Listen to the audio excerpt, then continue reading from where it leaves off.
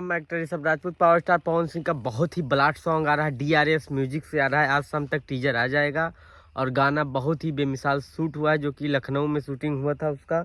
DRS music से आएगा, power star Pawan Singh और शिवानी सिंह की आवाज़ में आएगा। रूसल बाड़ू ऐसा टाइप का गाना है और गाना बहुत ही तगड़ा शूट हुआ है। पारिवारिक फैमिली टाइप ड्रामा टाइप का गाना है और लेकिन शूटिंग बहुत अच्छा हुआ है। तो अभी पावर स्टार पवन सिंह का गाना दबदबा के चल रहा है। अभी दूसरा गाना एक और आ रहा है, काला ओढ़नी। लगातार पावर स्टार पवन सिंह का बड़ा से बड़ा गाना आने वाला है आप सबके बीच में। और पावर स्टार पवन सिंह की फिल्म जियो मेरी जान बहुत जल्दी आप सबको मिलेगी सिनेमा हॉल में। तो ऐसा ही दबदबा बन गया है पावर स्टार पवन सिंह का और ऐसा ही बना रहेगा।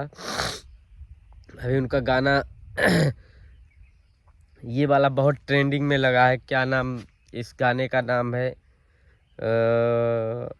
अपना राजा जी के दिलवा काहे तोड़ लुए जान।